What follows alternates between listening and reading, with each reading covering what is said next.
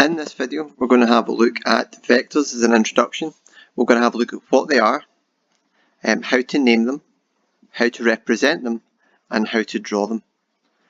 Okay, so vectors are one of two types of measurable quantities in the world. We've got quantities known as either scalars or vectors. A scalar is a quantity that has a size only. In the context of vectors, when we say size, we're also going to say magnitude. Okay, so whenever you hear that word magnitude, we think about the size of something. Okay, so a scalar has only a length, a size. A vector is a quantity that has both a magnitude and a direction. Okay, so a vector is a quantity that has a magnitude and a direction. If you notice on the screen here, there's this little icon here. Whenever you see this icon, can you copy down what is on that line there? So can you please copy down what I have highlighted there? A vector is a quantity with a magnitude and a direction. Okay, here we've got a table. I'm not expecting you to copy down what's in this table, but here we can maybe differentiate between what is a scalar and what is a vector. Okay, so let's have a look at this first example, 5 meters. Okay, so that's a length. There is no direction here, so this will be a scalar. 20 minutes is a period of time, and once again, we don't have any direction here. If someone says, I'll see you in 20 minutes, we just know how long that will be. That's a length. So 20 minutes is a scalar. 15 miles northeast. Well, do you notice here that there is both a size and a direction? Okay, so if I said travel 15 miles northeast, that would almost like tell us about a journey, and often we talk about vectors as being journeys. So here, this is a vector. Here we've got 160 kilometers per hour. That's really a speed. That's telling us how fast we're going. But that's just a size. That's just the actual speed that we're going. We don't know what direction that we're going in. Here we've got a speed below, 30 meters per second east. Okay, so we've got a magnitude. We know how fast we're going per second, but we also have a direction. So this is a vector. So generally we think about vectors as journeys. If we think about a typical maths classroom, and you think about how do you get to Morrison's from the maths classroom, well, you could say, oh, you walk a mile. But that doesn't tell you how you get to Morrison's. You need to have the magnitude and the direction. The last one here is force. If we think about like a box, see if you're to apply force to the side of a box, knowing how hard you push that box is not enough.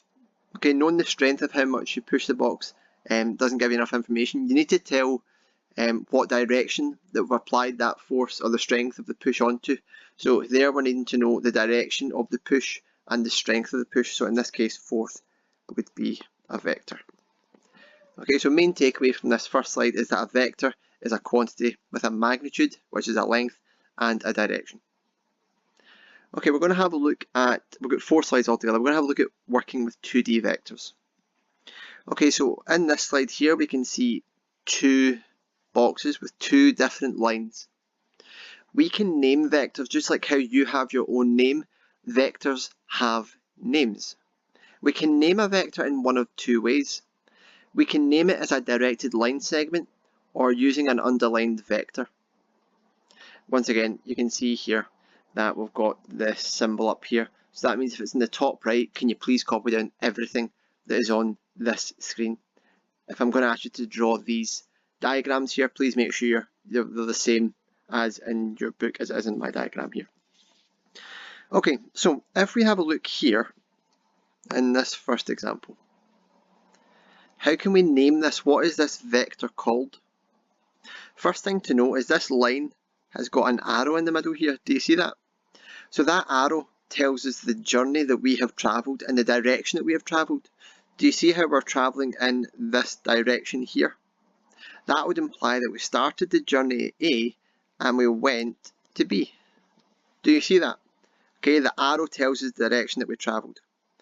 So knowing that, we can represent this vector as what is known as a directed line segment. And how we would write that is we would say, okay, so we started at A and we went to B. But what we need to do is we need to show the direction of the journey. So what we do is we just draw a wee arrow up here. This is a directed line segment. We could name this vector as a directed line segment AB, the vector AB, starting at A, going to B. So that's us written it as a directed line segment. Or we could have called it just the vector that it is represented as. Do you notice here we've got it written as here, a vector V. So there's two ways that we could write this vector. We could write it as AB, or we could write it as the vector V. See, if we ever write vectors as single letters, we always must need to underline them to make sure that we know that that is a vector. Let's have a look at this second example. So how many ways can we call or name this vector? Well, we see that we could call this vector T, the lowercase, and we underline it. Or, let's think about the journey that we've went on. Notice here the direction of the arrow. It's going this way this time. So that means that we started the journey here, and we went along this route, and we finished the journey here. So the order is important here. We started the journey at D, and we finished at C. And we went in that direction there. Okay, that means starting at D and going towards C. So that's how we name vectors. Okay, slide 3 or 4. We can look at representing vectors, okay, because once we know the name of a vector, we can then write down what its components are. A vector can be represented by its components, which are written in a column, and that is known as a column vector. Once again, just want to highlight that we've got the copy icon up here in the top right hand side of the page, so can you copy down everything on this slide. Okay, so we've got a worked example here with two vectors. We want to write down the components of the vector. Okay, so let's have a look at this first example. I think these are the exact same examples as the previous slide. So we knew that this vector was AB. We know it's AB because we started at A, we went in this direction, and we went to B. So we need to figure out, how can we represent this? How did we get from A to B in terms of a journey? Well, what we do is we link this really closely to coordinates. If I asked you to plot the point 5 minus 3, well, you would start at the origin, you would move 5 to the right, and then 3 down. If I asked you to plot minus 2, 6, you would start at the origin, you would move 2 to the left, and 6 up. Essentially, to represent a vector as a column vector, what we do is we think about the journey, how much I moved along and then up and down. I'll explain what I mean. So we started at A and we've moved to B. So what we need to think about is, how many lines or boxes have we moved along to get to B? So if we have a look here, we started at A, so we went along 1, 2, 3, 4, 5, 6, 7. Do you see how we've moved along 7 there? So what we do is we write 7. Okay, because that denotes how many we've moved right. And then from there, we have moved up 1, 2, 3, 4. Therefore, the vector AB can be represented as the column vector 7, 4.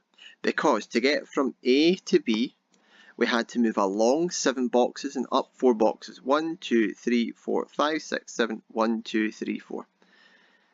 Okay, essentially we link this to coordinates. Like if I asked you to plot the point 7, 4, you would move 7 along, 4 up.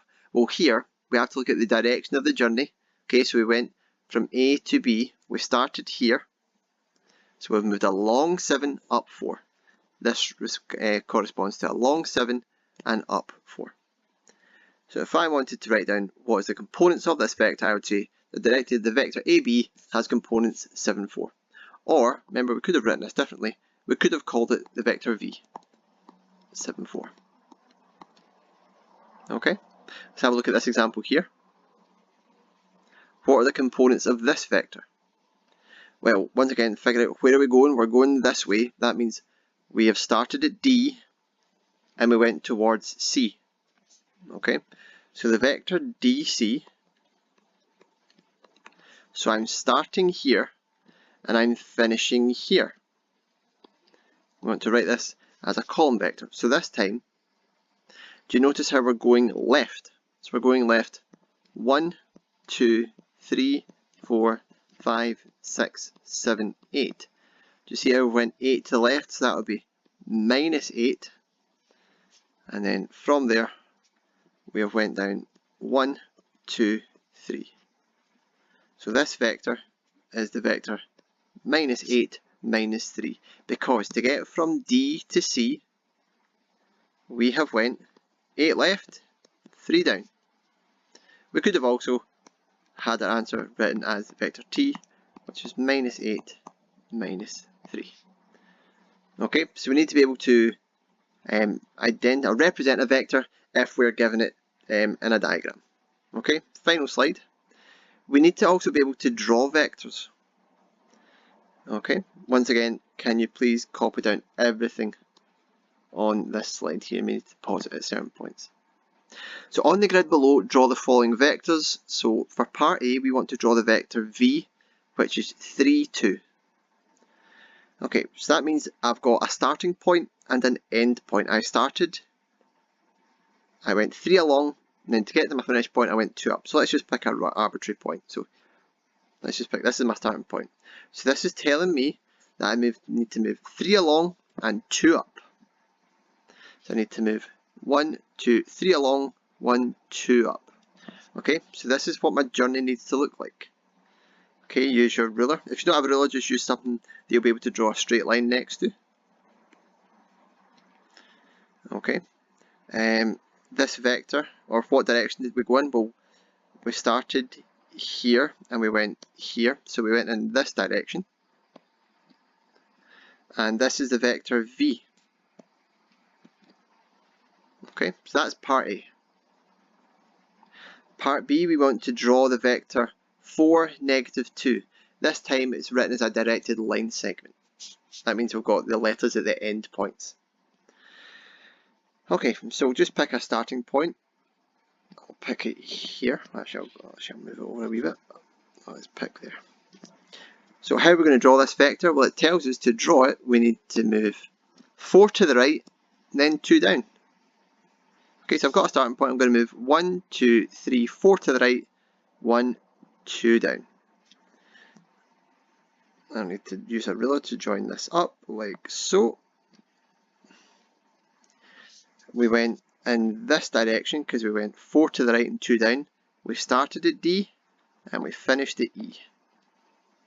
That is part B. Part C, we've got the vector negative 3, 1. I'll try and do this up here. So I'm going to pick a starting point. So for part C, this tells me I want to move 3 to the left and 1 up. So I'm going to go from my starting point, I'm going to go 3 to the left, 1, 2, 3, 1 up. I'll use my ruler.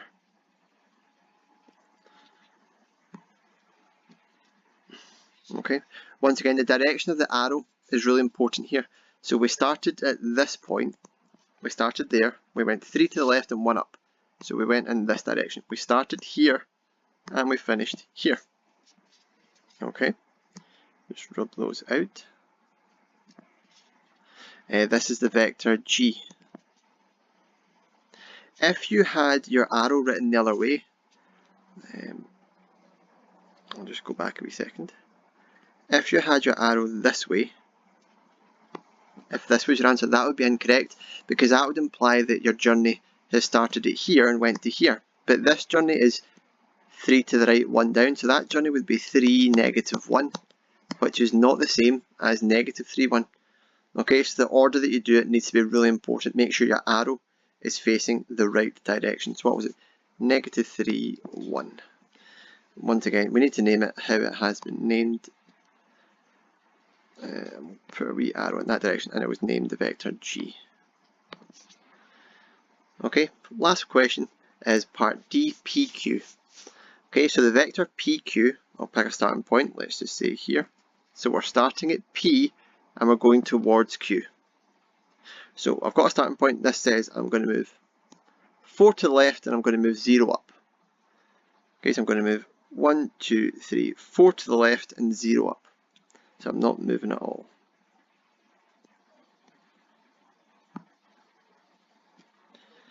There we go. I started here, I started at P and I finished at Q. I went in this direction here. Okay, so in this video you've seen what a vector is. It's a quantity with a magnitude and a direction. We've learned how to name vectors. We can name it in two ways, either as a directed line segment or by the lowercase underlined letter. The direction of the arrow is really important here when we're naming it. We can represent vectors as a column vector, as a journey. So here we went from A to B, we went 7 along, 4 up. From D to C we went 8 to the left and 3 down. So we just link it to coordinates. And then finally we looked at drawing some vectors. Hopefully this was helpful and it will help you to get on with today's task. Thank you very much.